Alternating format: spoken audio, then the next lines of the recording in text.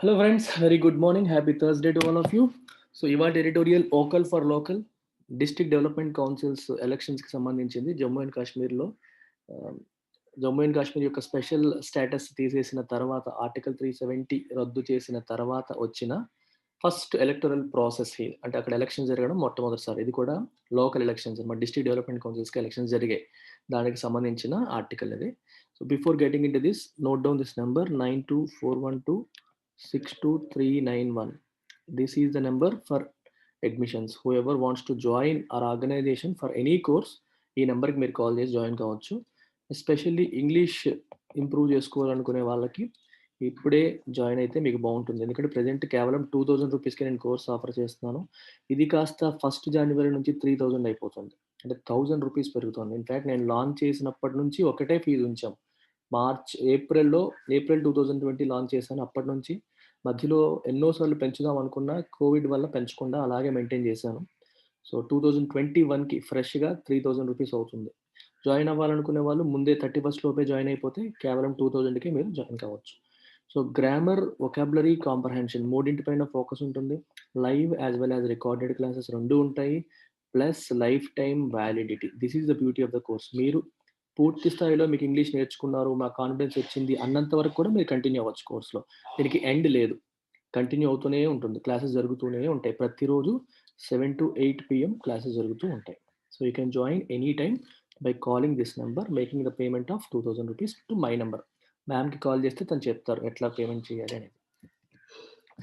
Vocal for local. So local elections సంబంధించి మాట్లాడుకోవడం అనే సెన్స్లో మీరు తీసుకోవచ్చు. ఇది టైటిల్ అనేది ఎప్పుడు కూడా ఇంట్రెస్టింగ్గా ఉండాలని చెప్పి ఇలాంటి రిథమిక్ సౌండ్తో పెడుతూ ఉంటారు. Local polls mark restart of political process in Jammu and Kashmir which should soon return to statehood. Jammu and Kashmir మీకు తెలిసిందే, యూనియన్ టెరిటరీస్ కింద వాటిని డివైడ్ చేసేసారు. తర్వాత మళ్ళీ స్టేట్హుడ్ రెస్టోర్ చేస్తామని చెప్పి గవర్నమెంట్ చెప్పింది, సెంట్రల్ గవర్నమెంట్. సో మళ్ళీ ఫుల్ ఫ్లెడ్జ్డ్ స్టేట్ కింద మారబోతుంది, కానీ స్పెషల్ స్టేటస్ ఉండదు. Just like every other state, మిగిలిన స్టేట్స్కి ఎలా అయితే ఉంటుందో అలాగే జమ్మూ అండ్ కాశ్మీర్ కూడా ఇండియాలోకి అంతర్భాగమై ఉంటుంది. ఇప్పటి వరకు దానికి సెపరేట్ కాన్స్టిట్యూషన్ ఉండేది. లాస్ట్ టైం ఈ ఆర్టికల్ రద్దు చేసిన తర్వాత it lost its special status, special category. ఆ స్టేటస్ అనేది పోయింది. సెపరేట్ కాన్స్టిట్యూషన్ కూడా ఇప్పుడు ఇంకా లేదు. మనకి ఇప్పుడు గుర్తుంటే మీకు 73rd కాన్స్టిట్యూషనల్ అమెండ్మెంట్ యాక్ట్ పంచాయతీరాజ్ని తీసుకొచ్చింది. సో ఈ పంచాయతీరాజ్ దేశమంతా ఇంప్లిమెంట్ చేసినప్పటికీ జమ్మూ అండ్ కాశ్మీర్లో ఇంప్లిమెంట్ చేయలేదు.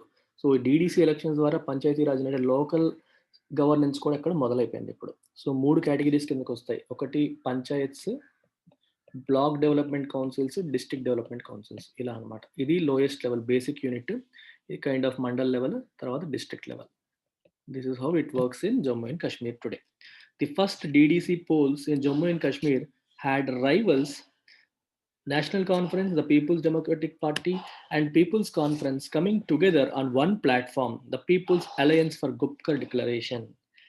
డీడీసీ ఎలక్షన్స్ మొట్టమొదటిసారి జరుగుతున్నాయి. ఇన్ఫాక్ట్ డీడీసీ అనే కాన్సెప్ట్ రావడమే ఫస్ట్ టైం. ఇంతకుముందు డీడీబీ ఉండేది, district planning and development board అని ఉండేది. DDB, district planning and development board ఉండేది. అది ఇప్పుడు కాస్త డీడీసీగా మారింది. సో ఈ మార్పు కూడా కొంచెం ఇంట్రెస్టింగ్ ఉంటుంది, చూడండి. డీడీబీలో అంటే ఇంతకు ముందు ఉన్న డీడీబీలో క్యాబినెట్ మినిస్టర్ దాని యొక్క హెడ్గా ఉండేవాళ్ళు. అక్కడ ఉన్న ఎంపీస్, ఎమ్మెల్యేస్ వాళ్ళు మెంబర్స్గా ఉండేవాళ్ళు. క్యాబినెట్ మినిస్టర్ ఏమో హెడ్, ఎంపీస్, ఎమ్మెల్యేస్ అందులో మెంబర్స్. ఇప్పుడు డీడీసీలో అలా కాదు. ఇప్పుడు ఈ లోకల్ ఎలక్షన్స్లో ఎవరైతే గెలుస్తారో, మనం అంటాం చూడండి ఎంపీటీసీలు, జెడ్పీటీసీలు, ఆ తరహాలో లోకల్ ఎలక్షన్స్లో గెలిచిన వాళ్ళే మెంబర్స్ అవుతారు. ఎలక్టెడ్ రిప్రజెంటేటివ్స్ లోకల్ ఎలక్షన్స్లో గెలిచిన వాళ్ళు మెంబర్స్ అవుతారు. ఇందులో ఒకళ్ళే హెడ్ అవుతారు. One of them will be the head. అంటే మనకి అక్రాస్ ద కంట్రీ ఎలా ఉంటుందో అదే ప్రాసెస్ ఇప్పుడు అక్కడ కూడా ఇంప్లిమెంట్ అవ్వబోతుంది. ఇంతకు ముందు ఈ పద్ధతి ఉండేది. దీంట్లో ఏమవుతుందంటే స్టేట్ ఎలక్షన్స్లో, అసెంబ్లీ ఎలక్షన్స్లో ఎవరు గెలిచారో దీంట్లో కూడా వాళ్ళే ఉండేవాళ్ళు. ఇప్పుడు అలా కాకుండా దీనికి సెపరేట్గా ఎలక్షన్స్ జరుగుతాయి. సెపరేట్గా వాళ్ళ రిక్వైర్మెంట్స్ ఇస్తారు. వాళ్ళలో ఒకలే అధ్యక్షుడిగా ఎన్నుకోబడతారు. ఈ ఎలక్షన్స్లో పోల్స్లో ఏం జరిగిందంటే had rivals National Conference, People's Democratic Party, People's Conference, ఇవన్నీ కూడా different political parties in Kashmir. యాక్చువల్గా ఒకదాని కూడా ప్రత్యర్థులు వాళ్ళు, రైవల్స్. వాళ్ళంతా కూడా coming together on one platform, అందరూ ఒకే ప్లాట్ఫామ్కి రావడం అనేది జరిగింది. ఎందుకు? ఏంటి ఆ platform? The People's Alliance for Gupkar Declaration. Gupkar declaration అంటే అర్థం ఏంటంటే, ఆర్టికల్ 370 రద్దుకి ఒక రోజు ముందు కాశ్మీర్ శ్రీనగర్‌లోని గుప్కర్ రోడ్‌లో ఈ పార్టీలన్నీ కలిసి ఒక డిక్లరేషన్ చేశాయి. మనందరం ప్రత్యర్థులం అయ్యుండొచ్చు. కానీ మనందరి యొక్క ఏకైక లక్ష్యం జమ్మూ అండ్ కాశ్మీర్‌కి ఇంతకు ముందున్న స్టేటస్సే తీసుకురావడం. అంటే అప్పటికే అర్థమైపోయింది. రద్దు చేసే కార్యక్రమాలు జరిగేలా ఉన్నాయి. ఇంతకుముందు ఎటువంటి ప్రత్యేక హోదా ఉండేదో, అలాంటి ప్రత్యేక హోదా ఉండాలి. జమ్మూ అండ్ కాశ్మీర్‌కి స్వతంత్ర ప్రతిపత్తి ఉండాలి. We are not like every other state. దానికోసమే మనం పోరాటం చేస్తాము. మన ఐడియాలజికల్ డిఫరెన్సెస్, మనం రాజకీయంగా ప్రత్యర్థులం అయినప్పటికీ, మనందరం దానికోసమే పోరాటం చేస్తామని వాళ్ళు డిక్లరేషన్ చేశారు. అందుకనే ఆ గుప్కర్ అలయన్స్ అని అంటారు వీళ్ళని. ఆ గుప్కర్ రోడ్‌లో ఈ డిక్లరేషన్ చేశారు కాబట్టి, గుప్కర్ అలయన్స్ అని చెప్పి వీళ్ళంటారు. సో, వీళ్ళంతా కలిసి ఇప్పుడు it's like TDP, YSRCP, Janasena అన్నీ కలిసి పోరాటం చేసినట్టనమాట. లోకల్ ఇష్యూ వచ్చేసరికి వీళ్ళందరూ కలిపి ఒకే పార్టీ అయిపోయేటట్టుగా అక్కడ కూడా అక్కడున్న లోకల్ పార్టీస్ అన్నీ కలిపి ఒకటే గ్రూప్ కిందగా వచ్చేసాయి. They all came together on one platform. The six-party platform consolidated votes in 9 out of 10 districts in Kashmir Valley and 3 districts of the Pir Panjal Valley and the Chenab Valley in the Jammu region. So ఈ 6 party platform ఏదైతే ఉందో అంటే ఇప్పుడు చెప్పాను కదా! గుప్కర్ అలయన్స్‌లో ఉన్న parties అన్నీ కూడా ఓట్స్ అన్నీ కన్సాలిడేట్ అయ్యాయి. అంటే వాళ్ళవి, వీళ్ళవి అందరికి కలిసి వచ్చాయి. In 9 out of the 10 districts 10 డిస్ట్రిక్ట్స్‌లో 9 డిస్ట్రిక్ట్స్‌లో వీళ్ళందరి ఓట్స్ కలిసాయి. కన్సాలిడేట్ అవ్వడం అంటే కమ్ టుగెదర్ కలవడం, ఒక ఏకమొత్తంగా మారడం ఆ సెన్స్‌లో మీరు తీసుకోవచ్చు. రైట్. సో, అలా అవ్వడం ద్వారా వాళ్ళకి ఇప్పుడు వాళ్ళంతా విడివిడిగా పోటీ చేసుంటే ఏమయ్యేది? మొత్తం వాళ్ళ ఓట్లు చీలికైపోయి అందరూ ఓడిపోయేవాళ్ళు. ఇప్పుడు అందరూ కలిసి పనిచేయడం వల్ల ఏమైందంటే, అన్ని ఓట్లు కలిపి కొంచెం స్ట్రెంత్ పెరిగింది వాళ్ళకి.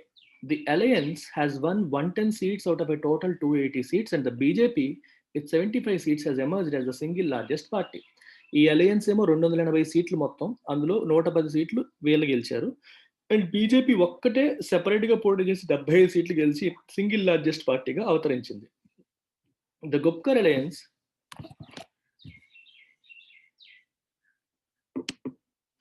Yeah. The Gupkar Alliance and the Congress are likely to have their chairman in 12 to 13 districts in Jammu and Kashmir out of a total 20. 20లో 12 నుంచి 13 డిస్ట్రిక్ట్స్‌లో చైర్మన్ గుప్కర్ అలయన్స్ మరియు కాంగ్రెస్ వాళ్ళు అయ్యే అవకాశం ఉంది. And the BJP could be leading 5-6. బీజేపీకి 5-6 వరకు వచ్చే అవకాశం ఉంది. Independent winners 50 of them will be able to swing some districts in favour of the BJP or the alliance.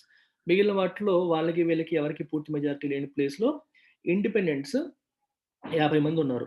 So, వాళ్ళు ఎవరి వైపు వెళ్తే, ఎవరి పక్షానికి వెళ్తే వాళ్ళకొస్తుంది. Will be able to swing ఊపేస్తారు. Okay.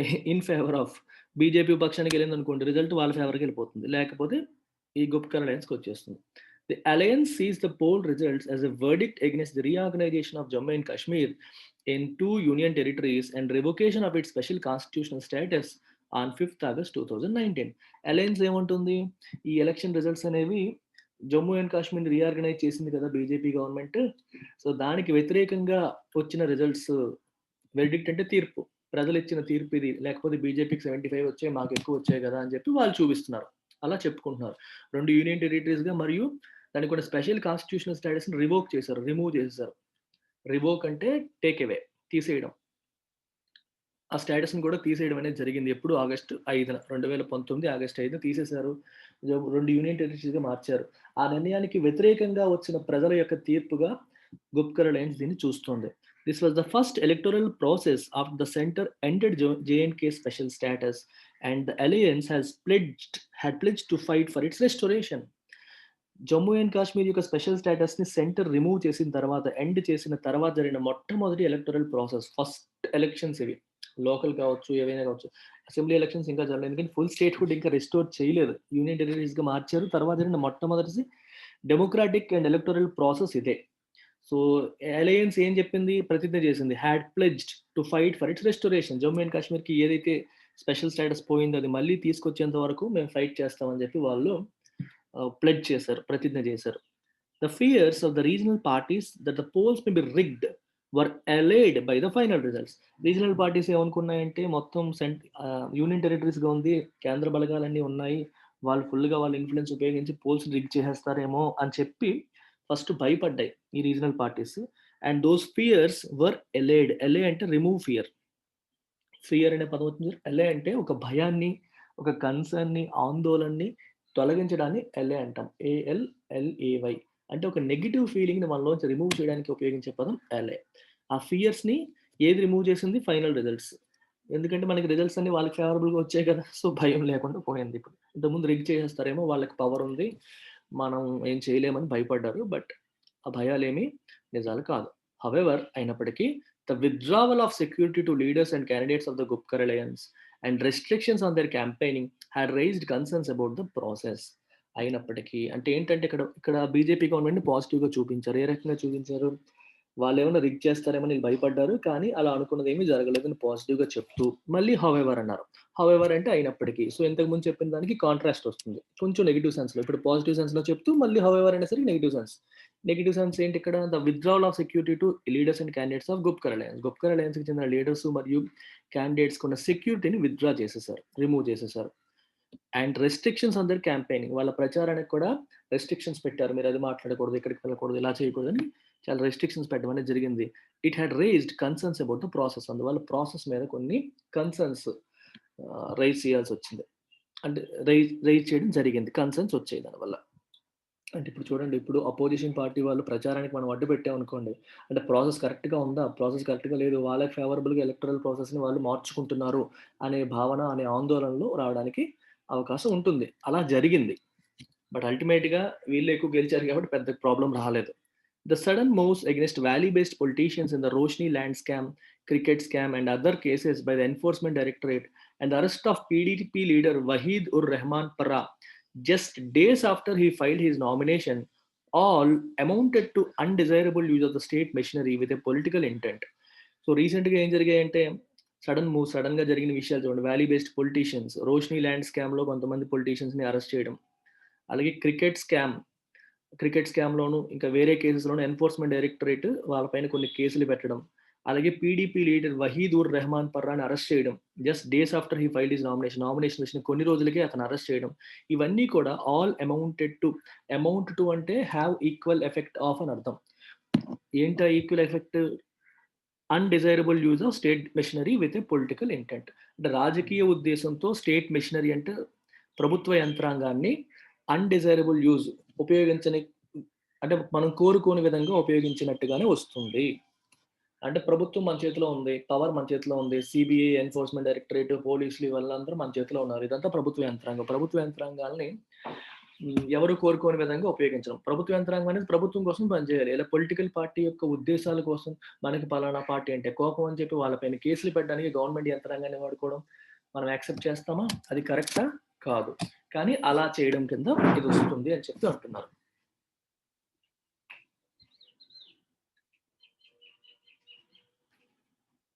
So all amounted to that అంటే అలా చేయడం కిందే వస్తుంది. It is equivalent to that అనే సెన్స్ మనం తీసుకోవచ్చు.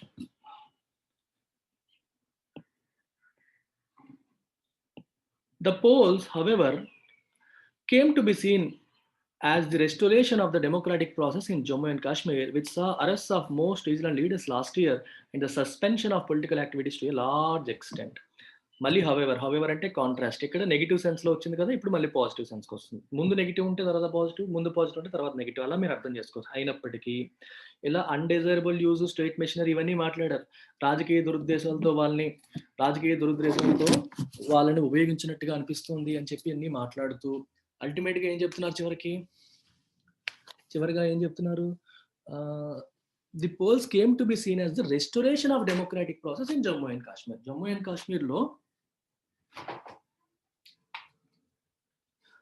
కాశ్మీర్‌లో డెమోక్రాటిక్ ప్రాసెస్ మళ్ళీ రెస్టోర్ అయ్యింది అనే సెన్స్‌లో మనం పోల్స్‌ని ఇప్పుడు చూస్తున్నాం కదా! అంటే ఇవన్నీ జరిగినప్పటికి కూడా అల్టిమేట్‌గా ఎలక్టరల్ ప్రాసెసే లేకుండా 1 ఇయర్ నుంచి ఏం జరిగింది? చాలా మంది పొలిటికల్ లీడర్స్‌ని అరెస్ట్ చేశారు లాస్ట్ ఇయర్. పొలిటికల్ యాక్టివిటీస్ అన్నిటిని కూడా సస్పెండ్ చేసేసారు. మీరు స్పీచ్‌లు ఇవ్వకూడదు, మాట్లాడకూడదు, ప్రజల్ని ఇన్‌ఫ్లుయెన్స్ చేయకూడదని చాలా చెప్పడం జరిగింది. ఇన్ని చెప్పిన తర్వాత అట్‌లీస్ట్ ఇప్పుడు ఎలక్షన్స్ జరిగాయి. అది సంతోషం.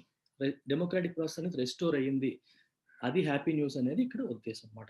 These polls also stand out for being a rare electoral process in the past 30 years, where the militant outfits and the separatist groups did not campaign vigorously for a poll boycott. జనరల్గా ఎప్పుడు కాశ్మీర్లో elections జరిగినా సరే అక్కడున్న ఈ తీవ్రవాద సంస్థలు ఇవన్నీ ఏమంటాయంటే పోల్స్ని బాయ్కాట్ చేయండి, కాశ్మీర్ని సెపరేట్ దేశం కింద ప్రకటించండి, ఇట్లాంటివి చెప్తా ఉంటారు. We are not part of India, ఇండియాలో భాగం కాదు, మీరు పోల్స్ని బాయ్కాట్ చేయండి అని చెప్పి ఎప్పుడు క్యాంపెయిన్స్ జరుగుతూ ఉంటాయి అక్కడ. Militant out friends, separatist groups వీళ్ళంతా ఇలా చేస్తూ ఉంటారు. అయితే ఫర్ ద ఫస్ట్ టైం గత 30 ఏళ్లలో ఎప్పుడు జరగనట్టుగా ఈసారి ఏమైందంటే అట్లాంటి ప్రాబ్లమ్స్ ఏమీ రాలేదు. డిడ్ నాట్ క్యాంపెయిన్ చూసారా, అలాంటిది ఎప్పుడు విగరస్లీ అంటే విగర్ అంటే లాట్ ఆఫ్ ఎనర్జీ అనమాట. ఎనర్జెటిక్గా ఎప్పుడు కూడా అలా ప్రచారాలు చేస్తూ ఉంటారు. అలాంటిది ఈసారి జరగలేదు. బాయ్కాట్ చేయండి అని ఎవరు అనలేదు. Frequent encounters and locals joining militancy in the past 1 year in South Kashmir did impact the turnout, where most segments are less than 20%. Problem ఎక్కడ వచ్చిందంటే ఎన్కౌంటర్స్ ఎక్కువగా జరగడం, లోకల్స్ ఎక్కువ మంది మిలిటెంట్ గ్రూప్స్లో జాయిన్ అయిపోవడం, అంటే ఈ తీవ్రవాద సంస్థల్లో జాయిన్ అయిపోవడం వల్ల, అంటే మిలిటెన్సీ అంటే అర్థం ఏంటంటే ప్రభుత్వానికి వ్యతిరేకంగా పోరాటం చేయడం అనమాట. అట్లాంటి దాంట్లో ఎక్కువగా వెళ్ళిపోవడం లాస్ట్ 1 yearలో. దీనివల్ల సౌత్ కాశ్మీర్లో ఇదంతా జరగడం వల్ల టర్న్అవుట్ అంటే ఎంతమంది ఓటింగ్లో పార్టిసిపేట్ చేశారని, the number of people attending the voting process, దాన్ని ఇంపాక్ట్ చేసింది, ప్రభావితం చేసింది. వేర్ మోస్ట్ సెగ్మెంట్స్ ఆ లెస్ దాన్ 20%, కేవలం 20% లోపే ఓటింగ్ జరిగింది అక్కడ. చాలా తక్కువ మంది ఓటు వేశారు. The BJP, which had already made inroads during the previous Panchayat and urban local body polls in 2018, when the regional parties boycotted, managed a win over 3 seats in Srinagar, Bandipora and Pulwama.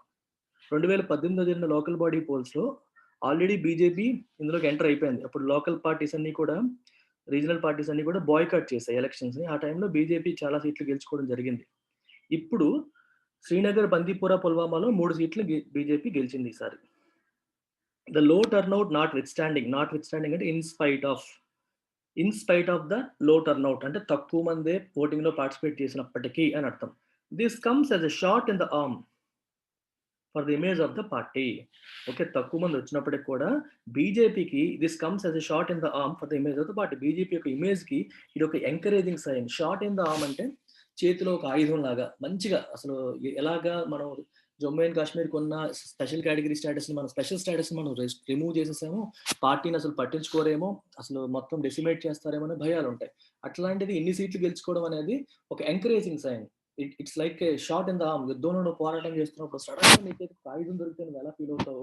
ఆయుధాలను అయిపోయి sudden గా ఆయుధం దొరికితే ఎలా feel అవుతావు? నాకు బలం వచ్చింది, ఇప్పుడు నేను ఫైట్ చేయగలుగుతున్నాను, ఎలా ఫీల్ అవుతావు? అదే రకంగా, అందుకే షాట్ ఇన్ ది ఆర్మ్, ఆ రకంగా మీరు అర్థం చేసుకుంటే గుర్తుంటుంది.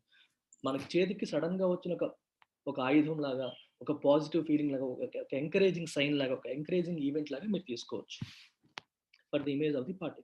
The BJP has also maintained a tight grip in Samba, Udhampur, Jammu and Kathua in Jammu region. Jammu రీజియన్లో ఉన్న సాంబా, ఉదంపూర్, జమ్మూ అండ్ కథువాలో కూడా మంచి గ్రిప్ బీజేపీ మెయింటైన్ చేయగలిగింది. The political process restarted through the DDC election must be given more space.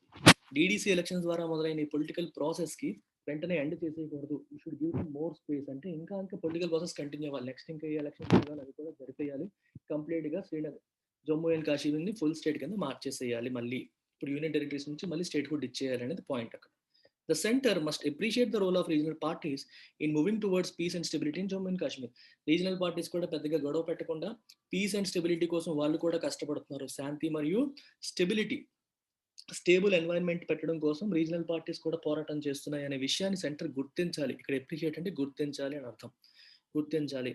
Restoration of statehood and holding of the election assembly election are vital. So statehood restore చేయడం, assembly elections ని hold చేసి, assembly elections hold చేసి కొత్త స్టేట్కి మళ్ళీ ఎమ్మెల్యేలని పంపడం, chief minister select చేసుకోవడం అనేది వైటల్, అంటే వెరీ ఇంపార్టెంట్. వైటల్ అంటే చాలా చాలా ఇంపార్టెంట్ అని అర్థం. సో మీరు యూపీఎస్సి లేదా బ్యాంక్ లేదా ఎస్ఎస్సి ఏ ఎగ్జామ్స్ ప్రిపేర్ అవుతున్నా సరే, ఈ ఎడిటోరియల్ వీడియో కామెంట్ సెక్షన్లో నేను ఒక వాట్సాప్ గ్రూప్ పెడతాను. ఆ గ్రూప్లో మీరు జాయిన్ అయితే మన ట్రయల్ క్లాసెస్ కానీ కోర్సెస్ వివరాలు కానీ అందులో డీటెయిల్డ్గా ఉంటాయి. నేను అప్పుడప్పుడు లైవ్లో కూడా ఆ గ్రూప్ వాళ్ళతో మాట్లాడతాను. Thank you very much. Take care.